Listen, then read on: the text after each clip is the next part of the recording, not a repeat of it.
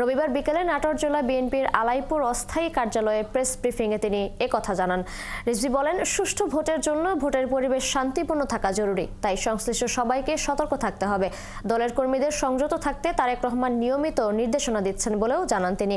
রুহুল কবির রিজভী আরও বলেন, আওয়ামী লীগ কর্মী উজ্জ্বল কুমারকে প্রকাশ্যে মারধরের ঘটনা দুঃখজনক। এই ঘটনায় জড়িতদের বিরুদ্ধে ব্যবস্থা নেওয়ার কথাও জানান তিনি। বর্তমান নির্বাচন কমিশনের কাছে সেই ধরনেরই মানুষের প্রত্যাশা। ভোটাররা নির্বিঘ্নে ভোট দিতে যাবে এবং ভোটের পরিবেশ থাকবে অত্যন্ত শান্তিপূর্ণ। জুলাই এবং আগস্টের ছাত্র জনতার যে আন্দোলন, সেটাও তো ছিল গণতন্ত্রের আন্দোলন, সেটাও তো ছিল যে ফ্যাসিবাদকে পতনের আন্দোলন। এবং ফ্যাসিবাদ পতনে গণতান্ত্রিক আন্দোলন মানে হচ্ছে যে কোনো ব্যক্তি, দল বা বিশেষ কোনো গোষ্ঠীর নয়। এখানে একটা প্রকৃত গণতন্ত্র, যে গণতন্ত্রে একজন ব্যক্তি নিজের স্বাধীন ইচ্ছায় তার পছন্দ মতো প্রার্থীকে ভোট দিতে পারবে।